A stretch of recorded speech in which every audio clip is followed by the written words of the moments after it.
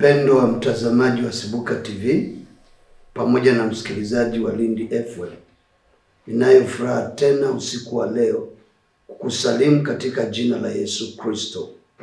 Nikukaribishe katika kipindi chetu kizuri cha neno la habari njema usiku wa leo.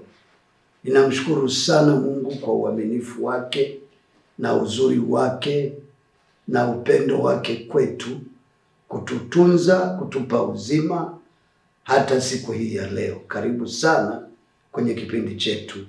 Naomba niombe kabla tujaendelea. Baba yetu wa mbinguni, Baba yetu uliye mwema, Baba yetu uliye mtakatifu sana, ninazo shukrani na heshima mbele zako usiku wa leo. Kuja mbele zako nikikushukuru kwa uaminifu wako, kwa uzuri wako, kutulinda, kututunza mimi na wasikilizaji wangu, ili kusudi uweze kusema nasi katika kipindi chetu cha neno la habari njema. Asante kwa kila mmoja wetu, na asante kwa neno lako, asante kwa Roho wako Mtakatifu. Nenda Bwana ukaseme nasi kupitia jina la Yesu Kristo. Amen. Mpendo wangu, msikilizaji wa Lindi FM na mtazamaji wa Sibuka TV, usiku wa leo tutaenda kusoma neno la Mungu kutoka kitabu cha Wakorinto wa pili.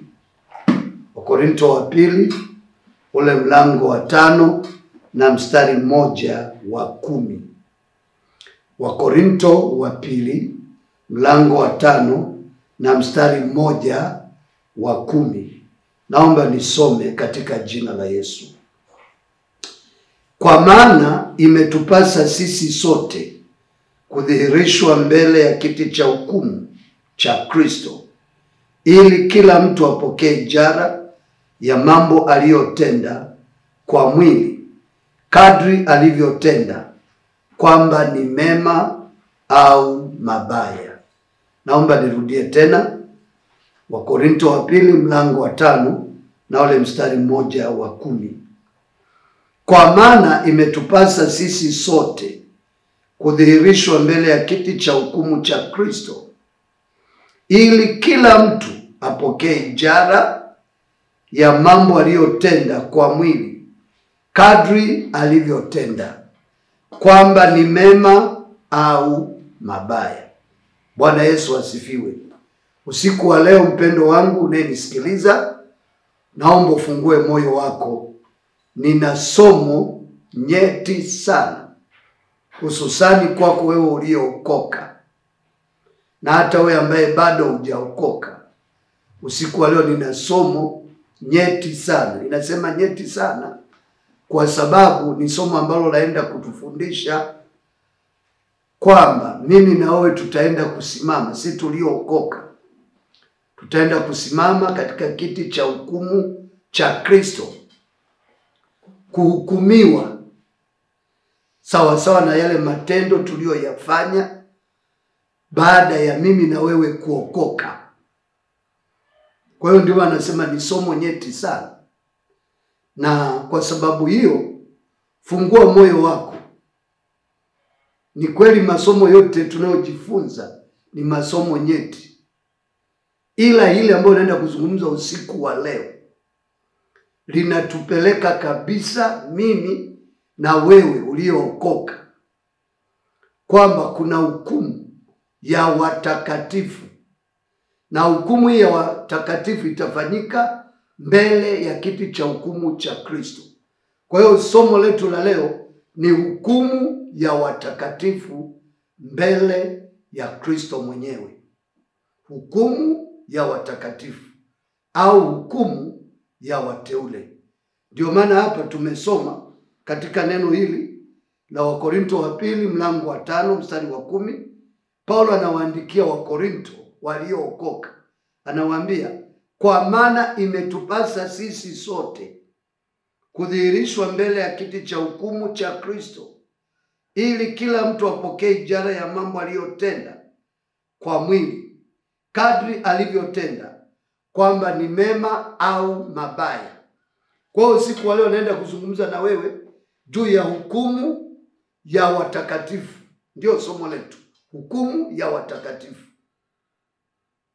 Niseme hivi, kama utakumbuka wiki iliyopita nilizungumza juu ya unyakuo wa kanisa, unyakuo wa teule, kwa maana ya kwamba kabla ya dhiki kuu watakatifu, mimi na wewe, kama Kristo atarudi leo au kesho, kilicho mbele yetu sasa katika kalenda ya Mungu, kabla ya mambo mengine yote, ni kanisa la Mungu kunyakuliwa, watakatifu kwenda na Kristo paradiso, atakuja awachukue.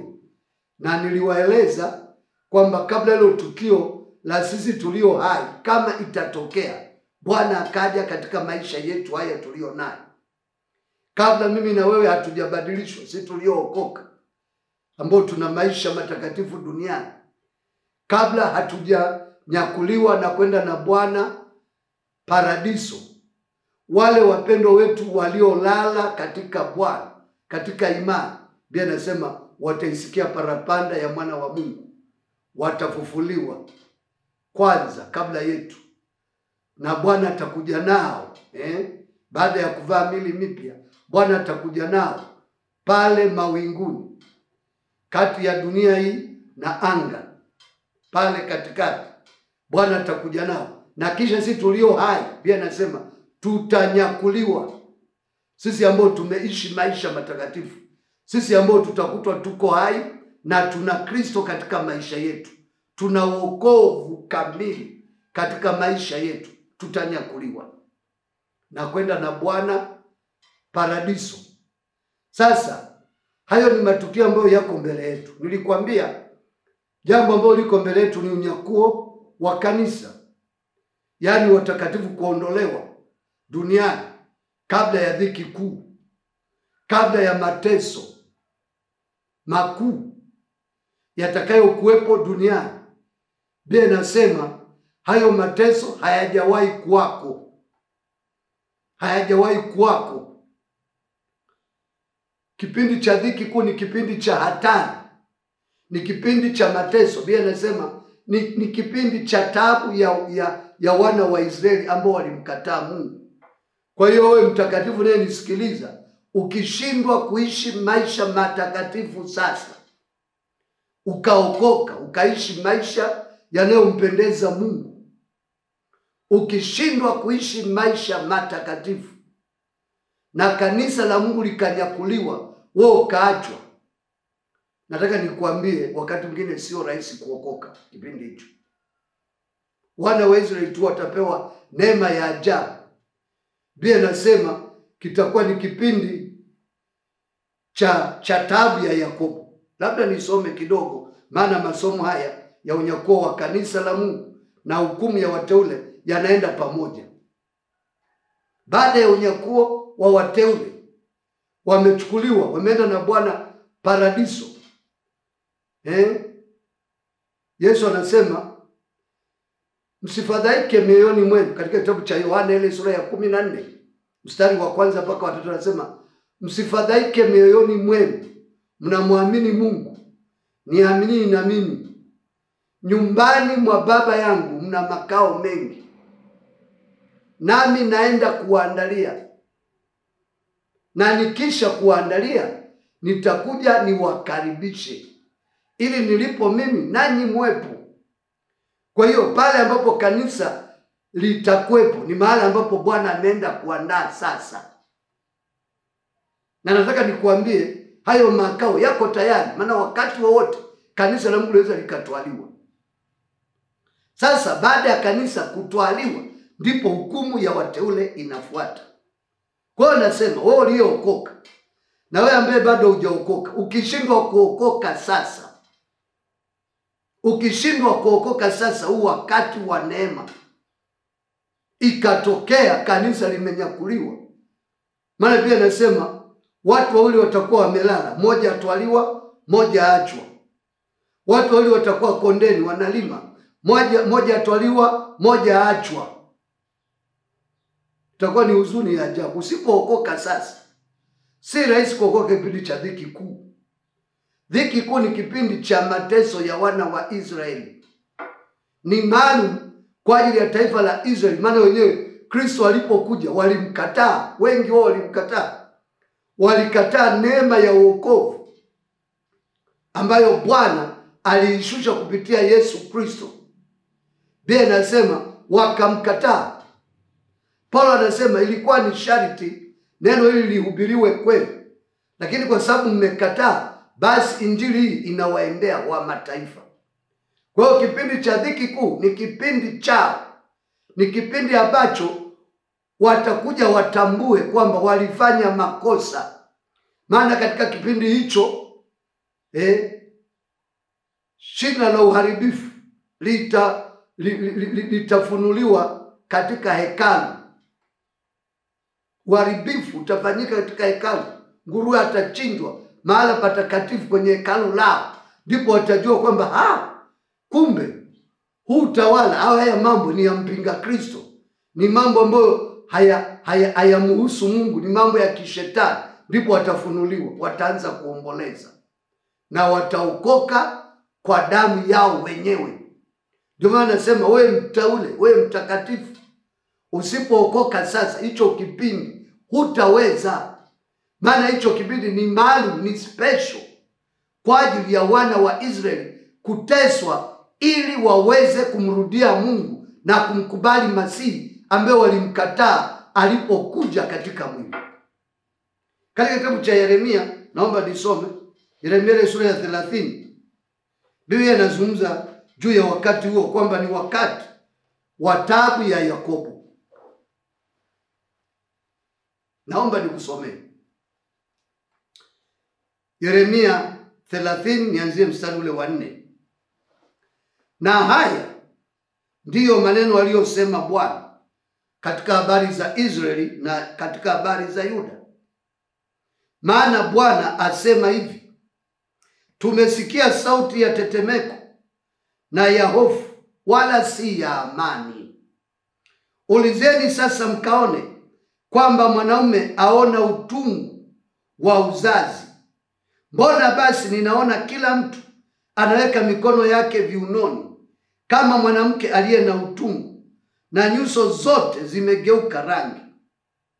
Mstari wa 7 nasema, ole, maana siku ile ni kuu, hata hapana inayofanana nayo, maana ni wakati wa taabu yake Yakobo. Maana ni wakati wa taabu yake Yakobo, lakini ataokolewa nayo. Kwa wakati wa dhiki kuu, nataka nikwambie mpendo wangu naye nisikiliza, wewe uliyookoka na hata wewe ambaye hujaokoka, ninakusihi uokoke. Maana kipindi cha dhiki kuu kitakapokuja baada ya unyakuo wa kanisa, yatakuwepo mateso makali mabaya ambayo sio rahisi wewe kustahimili, ila wana wa Israeli wenyewe wataweza, watajaliwa neema hiyo. Biblia inasema wataokoka kwa damu yao. Lakini kwa mataifa haitakuwa rahisi. Ndio tunasema huu wakati ni wa neema. Biblia inasema tazama, wakati uliokubalika ndio sasa. Saa ya wokovu ndio sasa. Huu ni wakati wa kumwamini Yesu Kristo. Maana kanisa la Mungu likinyakuliwa, hutaweza tena, mpendo wangu naye nisikiliza, hutaweza tena wewe kuokoka. Katika kitabu cha Ufunuo ile sura ya 3, Mungu anatuthibitishia ya kwamba lazima wateule tutolewe katika kipindi hicho, tuondoke, tusiwepo. Katika kitabu cha Ufunuo ile sura ya 3, naomba nikusomee kwanza ule mstari wa 7. Yohana aliambiwa aandike maneno haya kwa malaika wa kanisa hilo kuwepo Philadelphia. Kanisa la Philadelphia ni moja ya makanisa 7 yaliyokuwepo kule Asia ndogo, na ni kanisa ambalo lilithibitika halina mawaa mbele za Mungu, na Mungu analihakikishia ataliondoa, atalilinda katika saa ya kujaribiwa iliyo tayari kuujilia ulimwengu wote. Hiyo saa ya kujaribiwa iliyo tayari kuujilia ulimwengu wote ndio kipindi cha dhiki kuu. Sasa kanisa la Philadelphia linawakilisha watakatifu waliopo duniani leo. Hao Bwana atawaondoa. Ndio maana ninapohubiri habari hizi, ninakusiwe mtakatifu wa Mungu, wewe mtu wa Mungu uliyookoka, uliyemkiri Yesu Kristo kuwa Bwana na Mwokozi wa maisha yako. Unapaswa ushike sana ulicho nacho.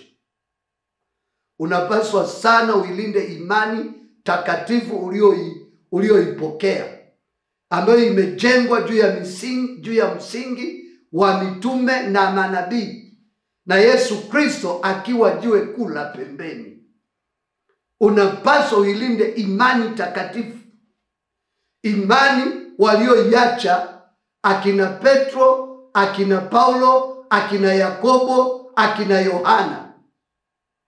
Imani ambayo inakiri wokovu kamili, kwa maana ya wokovu wa roho, mwili na nafsi katika maisha haya ya sasa. Kwa alipokuwa anaandika maneno haya, Yohana analiandikia kanisa la Philadelphia akithibitisha ya kwamba Bwana atalilinda, ataliondoa katika ile saa iliyo tayari kuujilia ulimwengu, itakao wajaribu walimwengu wote wakao ndani yake. Hicho ni kipindi cha dhiki kuu. Nazungumza haya ili nitakapoingia kwenye hukumu ya wateule unielewe vizuri, maana yanaenda pamoja. Nilihubiri kipindi kilichopita, lakini leo nitazungumza na wewe juu ya hukumu ya wateule, lakini lazima nikuonyeshe hapa ili unielewe vizuri. Katika kitabu hiki cha Ufunuo ile sura ya 3 kuanzia mstari wa 7, Biblia inasema hivi: na kwa malaika wa kanisa lililoko Philadelphia andika, haya ndiyo maneno anenayo yeye aliye mtakatifu, aliye wa kweli, aliye na ufunguo wa Daudi, yeye mwenye kufungua wala hapana afungaye, naye afunga wala hapana afunguaye. Na yajua matendo yako. Tazama, nimekupa mlango uliofunguliwa mbele yako, ambao hapana awezaye kuufunga.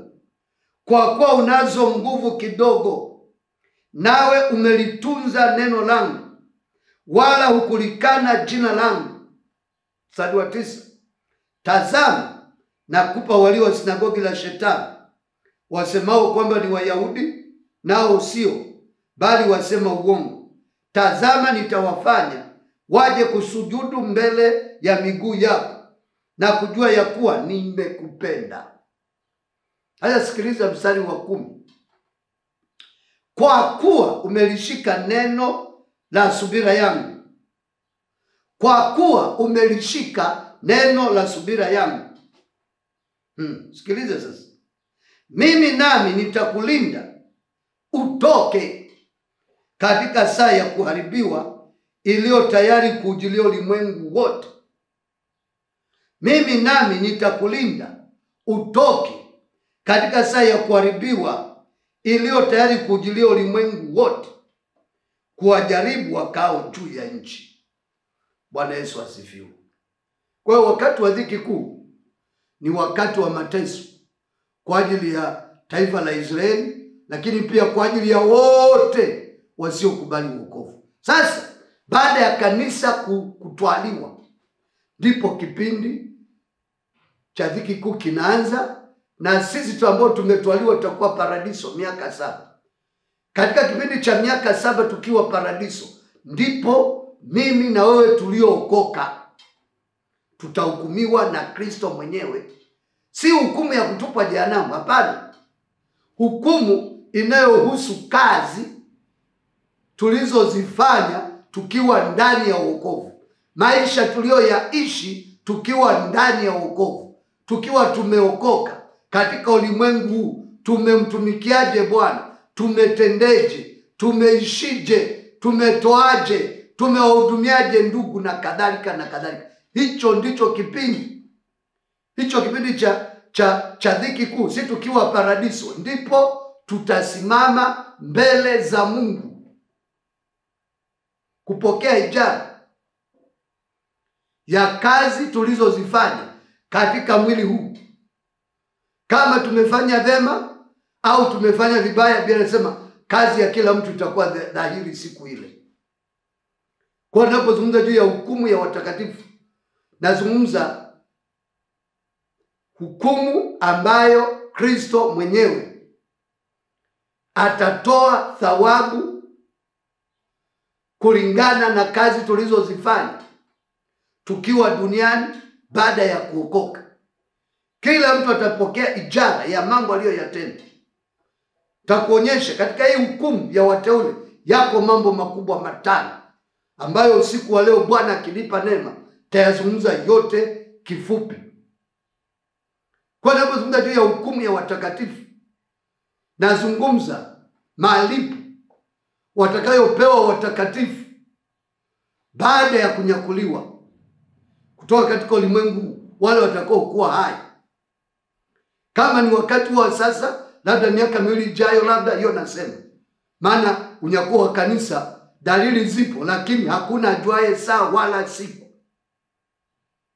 Lazima ufahamu hilo, hakuna ajuaye.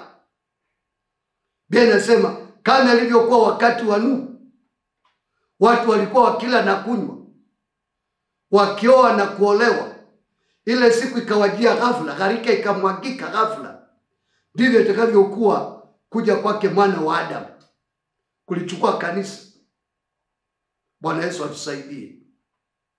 Kama ilivyokuwa wakati wa Sodoma na Gomora, watu walikuwa wakila na kunywa, moto wa kiberiti ukapigwa na wakaungua wote wale wasiomcha Mungu. Ndivyo itakavyokuwa unyakuo wa kanisa. Kwa hiyo kaa macho. Bwana Yesu atusaidie. Baada ya kanisa kunyakuliwa, wote tutasimama mbele ya kiti cha hukumu cha Kristo. Biblia inasema kwa maana imetupasa sisi sote kudhihirishwa mbele ya kiti cha hukumu cha Kristo, ili kila mtu apokee ijara. Ili kila mtu apokee ijara ya mambo aliyotenda kwa mwili, kadri alivyotenda, kwamba ni mema au mabaya. Bwana Yesu asifiwe.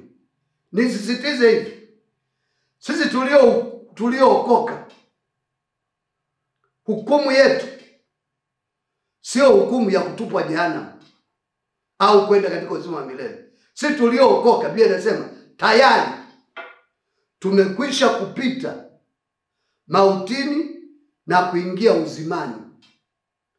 Hatuko kwenye hukumu tena. Labda nikusomee kitabu cha Yohana, ile sura ya 5. Yohana, Injili ya Yohana. Ni vizuri nikaliweka hili jambo vizuri ili lisilete mkanganyiko. Yohana ile sura ya 5, ule mlango, sura ya 5 ule mstari wa 24 na 25. Naomba unisikilize vizuri.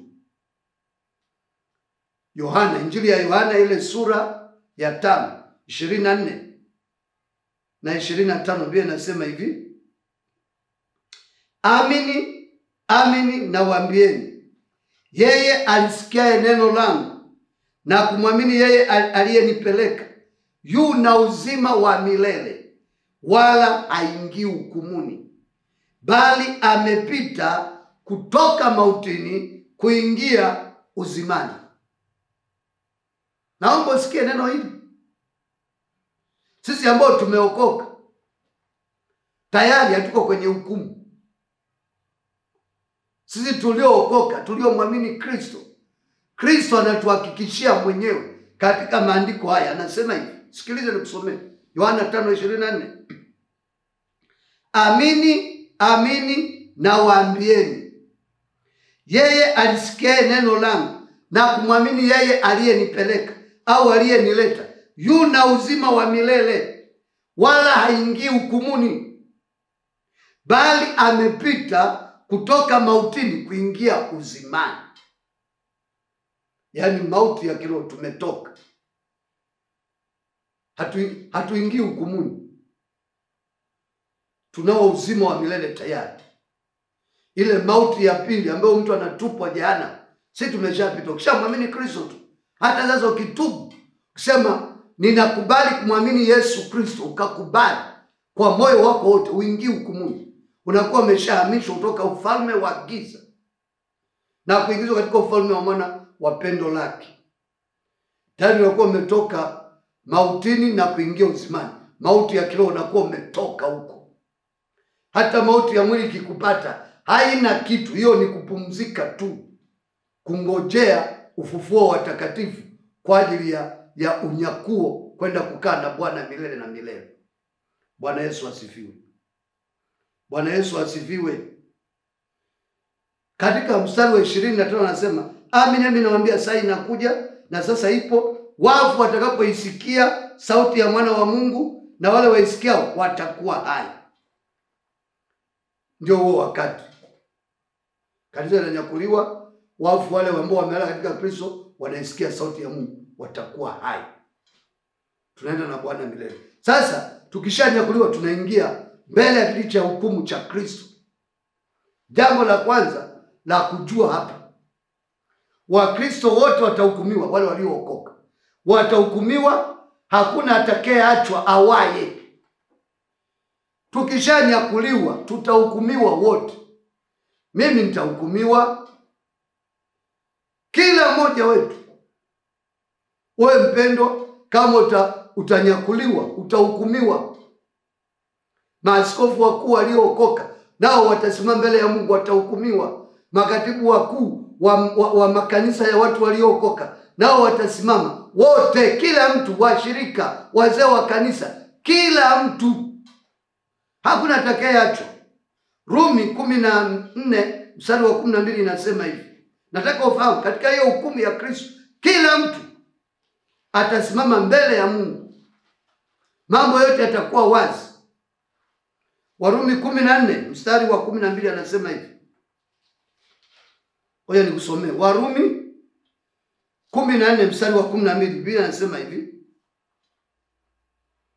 Basi ni hivyo, kila mtu miongoni mwetu atatoa habari zake mwenyewe mbele za Mungu. Kristo ni Mungu. Kwa hiyo basi ni hivyo, kila mtu miongoni mwetu atatoa habari zake mbele za Kristo. Kwa hiyo jambo la kwanza la kujua katika hii hukumu ya watakatifu, kila mmoja wetu atahukumiwa, ili kusudi upewe ijara, upewe thawabu. Ninasema katika hii hukumu kila mtu atasimama mbele ya kiti cha hukumu cha Kristo kutoa habari zake mwenyewe. Huwezi ukapewa thawabu, sio nikapewa thawabu, bila kusoma mbele ya kiti cha hukumu cha Kristo. Kwa hiyo katika hukumu hii ya wateule, elewa hivyo, kila mtu atahukumiwa. Labda nikupe andiko lingine katika Wakorinto wa kwanza, ile sura ya 3 mstari wa 12 na 15, Biblia inasema hivi.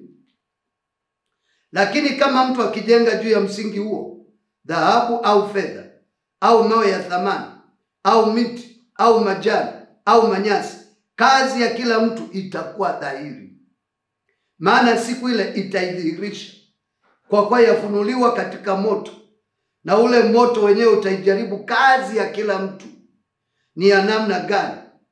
Kazi ya mtu aliyoijenga juu yake ikikaa atapata thawabu. Kazi ya mtu ikiteketea atapata hasara, ila yeye mwenyewe ataokolewa, lakini ni kama kwa moto. Kwa hiyo hapa kila mtu atasimama. Kazi yangu kama mchungaji, kazi yangu kama kiongozi, Bwana atanipa thawabu siku ile, ataipima kwamba wewe wao ulihubiri hivi, ulilea kanisa hivi, ulifundisha hivi, maksi zako ni hizi. Kama nilipuyanga ataniambia maksi zako ni hizi. Anasema kila mtu naangalia anavyojenga.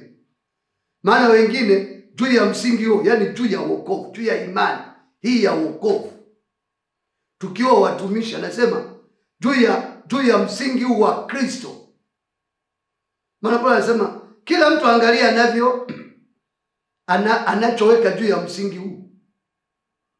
Maana msingi mwingine hakuna mtu awezaye kuweka ila huo uliokwisha kuweka, na kila mtu anajenga juu yake. Mwingine juu ya msingi huu anaweka dhahabu, mwingine anaweka fedha, mwingine mawe ya thamani, mwingine miti, mwingine majani, mwingine manyasi. Anasema kazi ya kila mtu itapimwa, itajaribiwa katika moto. Yaani katika neno la Mungu ni moto. Nitapimwa huduma yangu. Je, niliifanya sawa sawa? Niliifanya kwa unyenyekevu? Niliifanya kwa moyo? Au nilitumia injili kama biashara? Bwana atanihukumu. Na wewe mpendo wangu utahukumiwa. Labda ningesoma kidogo. Nianzie mstari wa 10, neno hili nirudie. Waraka wa kwanza wa Korinto, mlango wa 10, mlango wa 3, mstari wa 10 mpaka wa 15. Waraka wa kwanza wa Korinto, sura ya 3, mstari wa 10 mpaka wa 15. Hapa ni kwamba kazi ya kila mmoja wetu itapimwa. Bwana ataiangalia kazi yangu, kazi yako, kama utakuwa umenyakuliwa, na kuombea uwe mmoja wapo watu watakaonyakuliwa. Kama hujaokoka, amua kuokoka leo. Mpokee Yesu Kristo awe Bwana na Mwokozi wa maisha yako. Uanze kuishi maisha matakatifu, ili hata kama unatoa chochote kwa ajili ya ujenzi labda wa kanisa la mahali pamoja, ili hata kama unahudumia wajane unawasaidia, ili hata kama unaomba unafunga, kazi yako iwe na faida. Unajua usipoishi maisha matakatifu ukanyakuliwa, kazi zako zitakuwa zimepotea. Lakini ukiishi maisha matakatifu, ukawa mmoja wa wale watakaonyakuliwa, ndipo kazi zetu zitakapopewa ijara au ujira. Bwana atapima, mimi nilihubirije? Wewe ulihubirije? Ulifundishaje? Na hata kama ulitoa, ulisaidia watu fedha zako katika majanga mbalimbali, Mungu atapima tulifanya hivyo kwa nia njema au kwa kujipendekeza au kujionyesha au kutafuta utukufu wetu wenyewe. Bwana Yesu atusaidie. Hebu sikiliza anavyosema. Waraka wa kwanza wa Korinto, mlango wa 3, mstari wa 10 mpaka wa 15. Kwa kadri ya neema ya Mungu niliyopewa, mimi kama mkuu wa wajenzi mwenye hekima, naliweka msingi, na mtu mwingine anajenga juu yake. Lakini kila mtu naangalie jinsi anavyojenga juu yake. Maana msingi mwingine hakuna mtu awezaye kuweka, isipokuwa ni ule uliokwisha kuwekwa, yaani Yesu Kristo. Lakini kama mtu akijenga juu ya msingi huo dhahabu au fedha au mawe ya thamani au miti au majani au manyasi, kazi ya kila mtu itakuwa dhahiri, maana siku ile itaidhihirisha, kwa kuwa yafunuliwa katika moto, na ule moto wenyewe utaijaribu kazi ya kila mtu ni ya namna gani. Kazi ya mtu aliyoijenga juu yake ikikaa, atapata thawabu. Kazi ya mtu ikiteketea, atapata hasara. Ila yeye mwenyewe ataokolewa, lakini ni kama kwa moto. Unaona? Kwa kila mmoja atahukumiwa, ili kazi yake ieleweke. Ilikuwa ni kazi njema, aliweka dhahabu katika msingi huu wa Yesu Kristo. Katika maisha ya wokovu alikuwa anafanya mambo ya dhahabu au fedha au mawe ya thamani, au aliweka miti, au aliweka majani, au aliweka manyasi. Kuna tofauti kati ya majani na manyasi. Sisi wengine tumekaa sehemu ambazo watu wanaezeka nyumba kwa kutumia manyasi. Yako manyasi maalum mazuri, marefu, yanafungwa matita. Majani mazuri marefu yanafungwa matita. Ikiezekwa nyumba hakuna kuvuja. Lakini manyasi ni kama takataka. Kuna manyasi nyasi, majani madogo madogo, hayarefuki, mengine ni kama magugu. Hayo ndio manyasi. Yale hayana kitu. Huwezi kaezekea nyumba kutumia manyasi. Sasa Mungu anasema mwingine juu ya msingi ambao ni Yesu Kristo. Yani wokovu, injili kamili. Katika injili hii kamili au mafundisho ya Yesu aliyowaachia mitume, akasema mkawafundishe yote, mkawafundishe kuyashika yote niliyowaamuru ninyi. Yesu aliwaambia wanafunzi wake hivi: tazama, nimepewa mamlaka yote mbinguni na duniani. Basi enendeni mkawafanye mataifa yote kuwa wanafunzi, mkiwabatiza kwa jina la Baba na la Mwana na la Roho Mtakatifu, na kuwafundisha kuyashika yote niliyowaamuru ninyi. Na tazama, mimi niko pamoja nanyi hata ukamilifu wa dahari. Hayo mafundisho yote ambayo Kristo aliwaamuru mitume ndio msingi, ndio Kristo mwenyewe.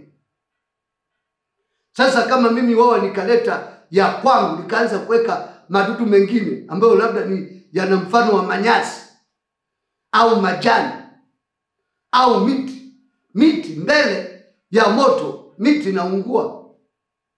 Majani mbele ya moto yanaungua. Manyasi mbele ya moto yanaungua. Tapoteza, sitapata kitu. Takuwa nimeokolewa mimi mwenyewe, takuwa nimeokoka kana kwamba kwa moto mimi tu. Kazi yote itakuwa imepotea. Ndugu zangu,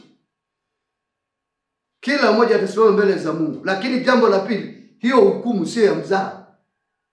Kuna kupoteza hapo mbele za Mungu kazi yote uliyoifanya ukiwa umeokoka.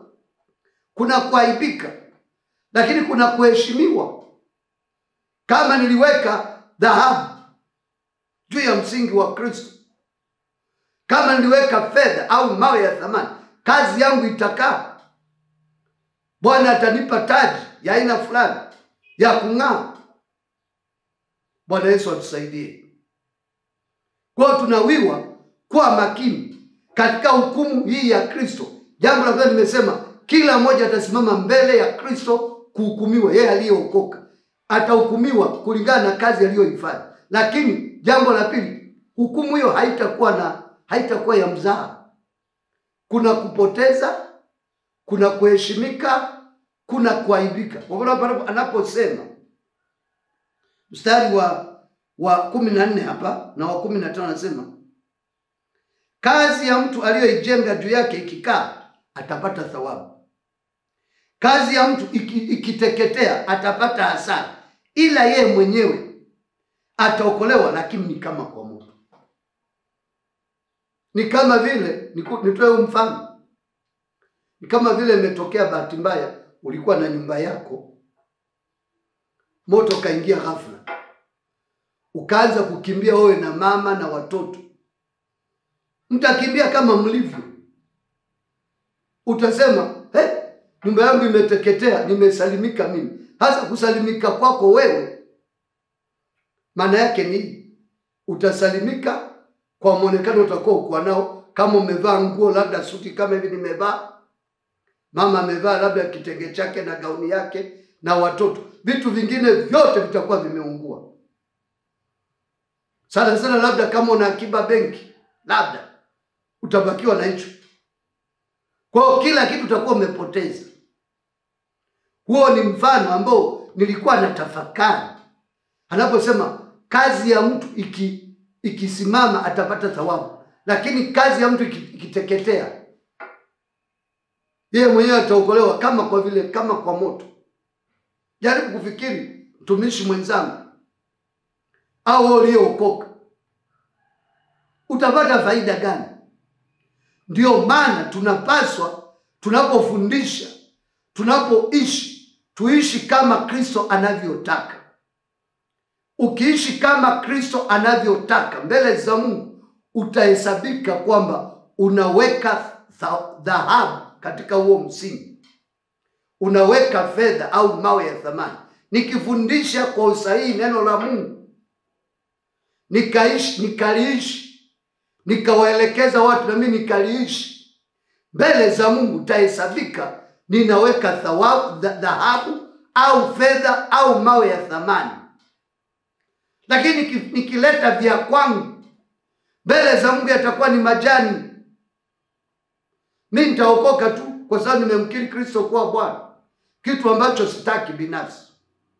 Najitahidi kufanya kama Mungu anavyonielekeza, na namwomba Mungu anisaidie nifanye vizuri katika huduma aliyoniitia.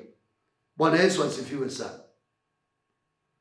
Nimezungumza mambo mawili katika hukumu hii. Jambo la tatu,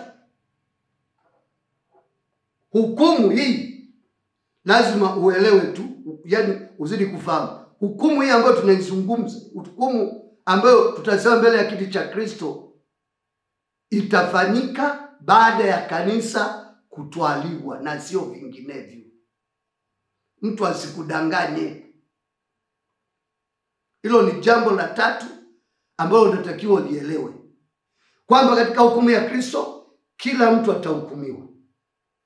Aliyeokoka atahukumiwa. Mnaniita mimi makamu askofu mkuu na msaidia baba askofu kuliongoza kanisa, nitahukumiwa. Na mwingine atahukumiwa hivyo hivyo. Kila mmoja.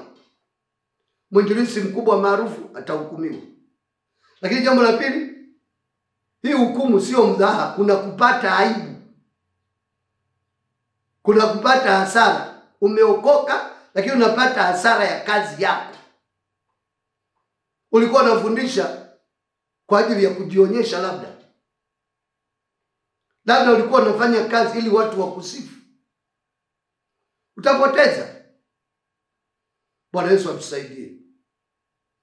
Biblia inasema katika kitabu cha Daniel, wengine watang'aa kama jua, kama mwanga wa jua, wengine kama nyota.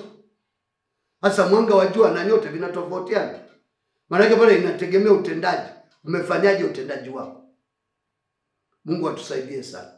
Lakini hukumu hii itafanyika baada kanisa kutwaliwa. Wacha nikuonyeshe maandiko hayo machache. Hiyo ni ukweli. Kitabu cha Yohana, nikuonyeshe hapa. Najua unafahamu Yohana 14. Mambo haya ni muhimu sana kuyajua. Yohana 14. Mstari ule nianzie wa kwanza mpaka wa 3 ili tuelewane vizuri. Msifadhaike mioyoni mwenu, mnamwamini Mungu, niamini na mimi. Nyumbani mwa Baba yangu mna makao mengi. Kama sivyo ningaliwaambia, maana naenda kuandalia mahali. Kristo ameenda kutuandalia mahali. Basi mimi nikienda na kuandalia mahali, nitakuja tena niwakaribishe, ili mimi nilipo nanyi muwepo. Kwa hiyo mahala pale ambapo Kristo atakuwepo ndipo tutakapohukumiwa. Ni wakati ambapo kanisa limetwaliwa na sio vinginevyo. Hilo ni jambo la tatu, lazima ulielewe. Jambo la 4 katika hukumu hii, hakimu mwenyewe atakuwa Kristo. Hakimu mwenyewe atakuwa Kristo mwenyewe. Bwana Yesu asifiwe. Hapa lazima uelewe, hakimu mwenyewe atakuwa Kristo. Hilo leo ulifahamu. Katika hukumu ya wateule, hakimu mwenyewe atakuwa Kristo, na wala sio vinginevyo. Katika kitabu cha Yohana ile sura ya 5, naomba nikusomee mstari wa 22, lakini nitaanza na wa 21 ili uweze kuelewa ninachokizungumza. Katika hukumu hii ya wateule, hakimu atakuwa Kristo. Chief judge atakuwa Kristo mwenyewe. Bwana Yesu asifiwe. Biblia inasema hivi, ule mstari wa 21 na 22. Yohana 5:21 na 22. Maana kama Baba awafufuao wafu na kuwahuisha, vivyo hivyo na Mwana awahuisha wale awatakao. Mstari wa 22. Tena Baba hamhukumu mtu yeyote. Tena Baba hamhukumu mtu yeyote, bali amempa Mwana hukumu yote. Bwana Yesu asifiwe. ukitaka ufafanuzi wa hilo jambo, labda ningesoma mstari wa 23. Nirudie wa 22 alafu nisome na 23. Tena Baba hamhukumu mtu yeyote, bali amempa Mwana hukumu yote, ili watu wote wamheshimu Mwana kama vile wanavyomheshimu Baba. Asiyemheshimu Mwana hamheshimu Baba aliyempeleka. Asiyemheshimu Baba hamheshimu yule aliyempeleka. Asiyemheshimu Mwana hamheshimu yule. Asiyemheshimu Mwana hamheshimu Baba aliyempeleka. Ndio maana ule mstari wa 24 wanasema, Amin, amin nawaambia, yeye alisikia neno langu na kumwamini yeye aliyenipeleka yuna uzima wa milele, wala haingii hukumuni, bali amepita kutoka mautini kuingia uzimani. Hatuingile hukumuni ile hukumu nyingine. Lakini kwa sababu umemwamini Kristo, utaingia katika hukumu hii ya Kristo. Bwana Yesu asifiwe sana. Hilo ni jambo la 4 ambalo ni muhimu sana kulijua, kwamba Kristo mwenyewe ndiye atakuwa hakimu katika hii hukumu ya watakatifu. Paulo amezungumza vizuri sana katika waraka wake wa pili kwa Timotheo ule mlango wa 4. Nikusomee kuanzia mstari wa 6 mpaka wa 8. Anazungumza nani atakaye mhukumu. Timotheo wa pili mlango wa 4 kuanzia mstari wa 6 hadi ule wa 8. Anasema hivi: kwa maana mimi sasa na mimino, na wakati wa kufariki kwangu umefika. Nimevipiga vita vilivyo vizuri, mwendo nimeumaliza, imani nimeilinda. Baada ya hayo nimewekewa taji ya haki, ambayo Bwana mhukumu mwenye haki atanipa siku ile. Ambayo Bwana mhukumu mwenye haki atanipa siku ile. Wala si mimi tu, bali na watu wote pia waliopenda kufunuliwa kwake. Hapa Paulo anazungumza juu ya Bwana mhukumu mwenye haki. Kwa hiyo katika hukumu ya wateule, hakimu atakuwa Kristo. Kristo atatuhukumu. Waonaje mpendo wangu naye nisikilize? Ufanye madudu, alafu Kristo anapokuja kukuhukumu anakuambia, rafiki yangu, kazi yako uliyoifanya ilikuwa ni manyasi. Hamna kitu. Hakuna taji. Itakuwa ni kilio. Ndio nimekuambia hukumu hii haitakuwa mzaha. Hukumu hii itakuwa ni kuaibika, kupoteza au kuheshimika au kuinuliwa, kucheka, kufurahi au kuchekwa au kuaibika. Ndio maana tunapaswa kuifanya kazi ya Mungu kwa uangalifu. Petro aliwaambia wazee waliokuwa naliongoza kanisa, anasema mkalisimamia kanisa, si kama wajifanyao kuwa mabwana katika mitaa yao, bali mkawe vielelezo. Tena mkalisimamia kanisa na kuliongoza kama Bwana atakavyo, wala si kama nyinyi mtakavyo. Kwa hiyo nikifanya madudu ya wayo yote katika huduma aliyonipa Mungu, nitapata hasara. Na hapa ndipo wapendwa wangu nao nisikiliza na kunitazama, ni vizuri kuwa makini unapofanya huduma. Usijifanyie tu kama unavyotaka mwenyewe. Fanya kama Bwana anavyotaka. Bwana Yesu atusaidie sana. Jambo la 5 ambalo ni la mwisho katika somo langu hili, ambalo nitaka ulielewe. Jambo la 5, mambo yote yatakuwa wazi mbele za Mungu. Yatakuwa wazi. Yaani yatakuwa hadharani. Mambo yote. Matendo yetu tuliyoyatenda yatakuwa wazi. Bwana Yesu atusaidie. Tabia yetu, maneno yetu yatakuwa wazi. Kila kitu litafunuliwa, kila jambo litafunuliwa. Hilo nataka ulielewe. Hakuna kificho kwamba unaitwa pembeni. Mambo yote yatakuwa hadharani. hukumu ya Kristo itakuwa wazi. Watakatifu tutakuwa wote pale tumekusanyika. Tutaitwa majina. Kila mtu atapewa ijara kulingana na kile alichokifanya. Kwa hiyo kama leo kuna jambo namficha askofu wangu mkuu, au namficha mke wangu, au namficha yeyote, mambo hayo yatadhihirika. Matendo yangu, tabia zangu, maneno yangu, kila kitu kitakuwa wazi. Ndio watu tunasema ni vizuri tusiwe wanafiki. Ni vizuri tusiwe wanafiki, tuwe wa kweli. Tuishi maisha yanayompendeza Mungu kikamilifu.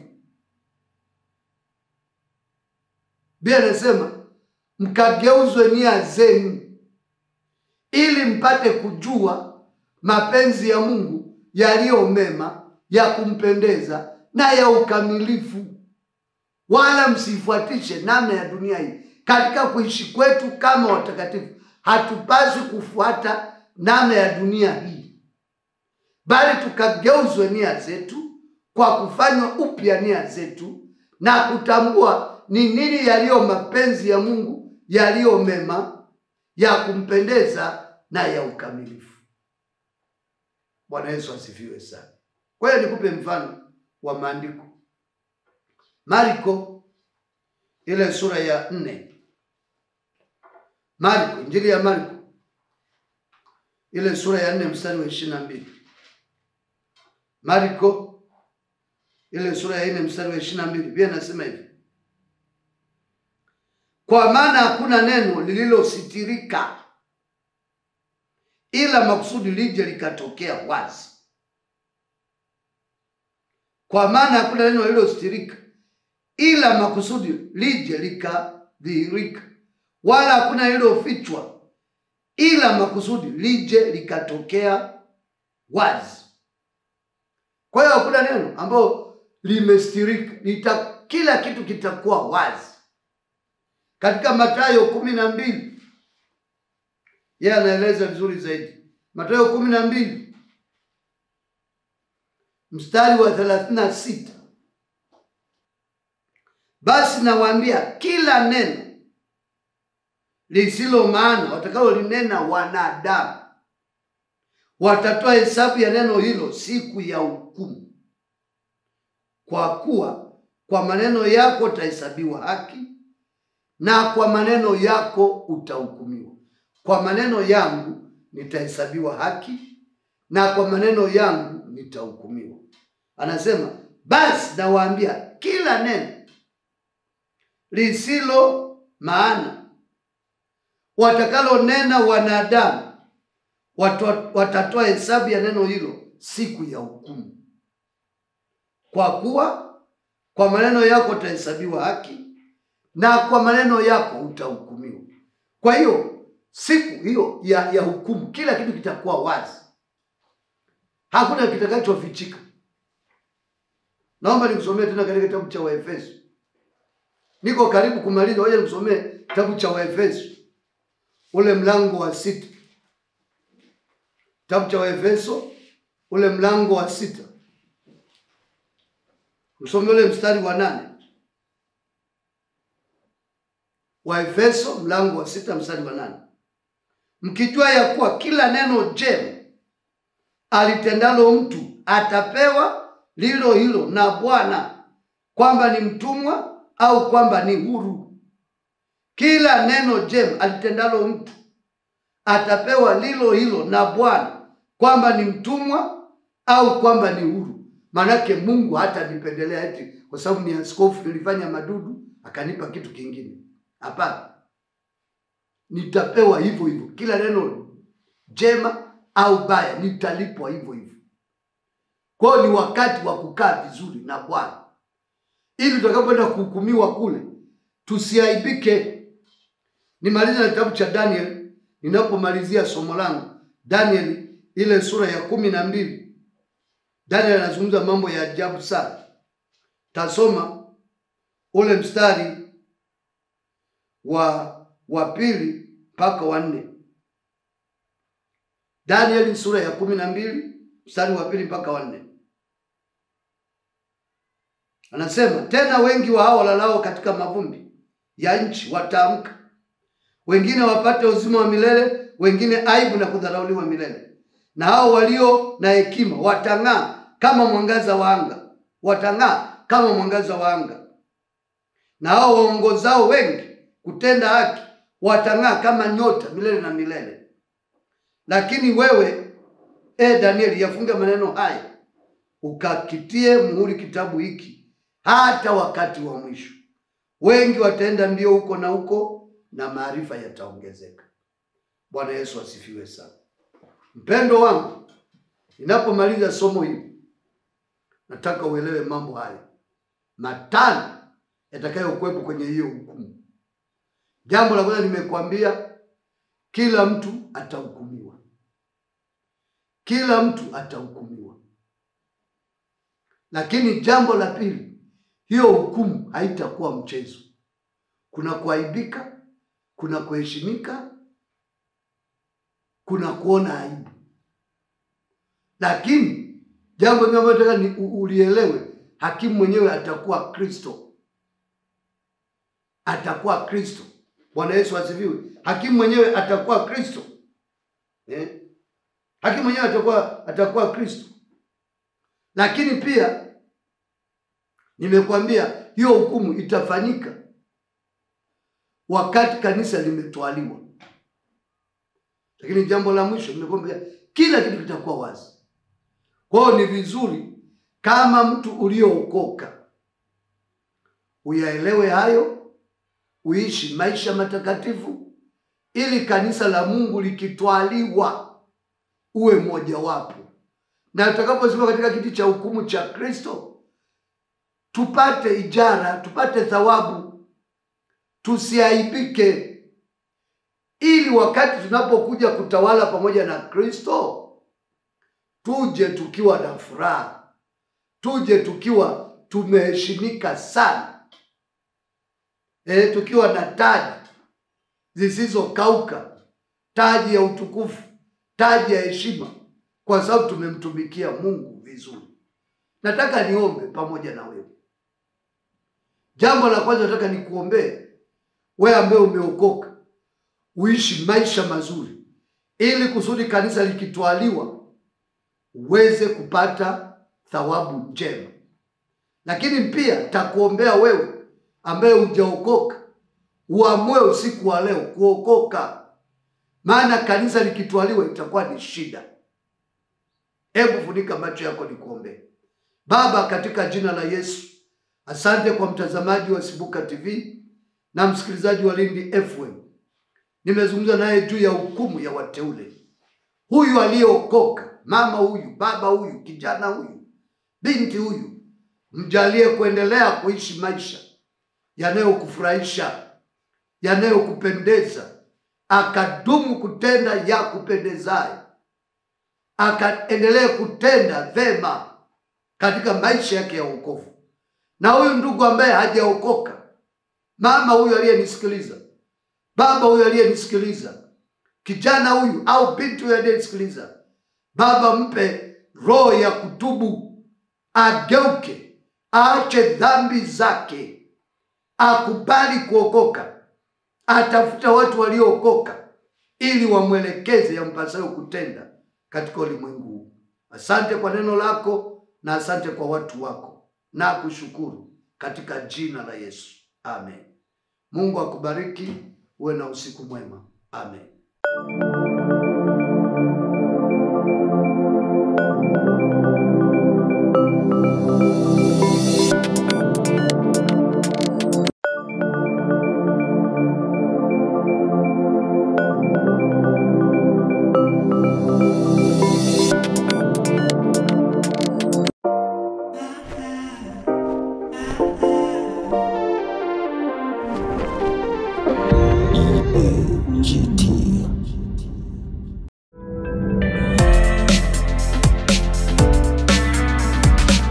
Sibuka TV.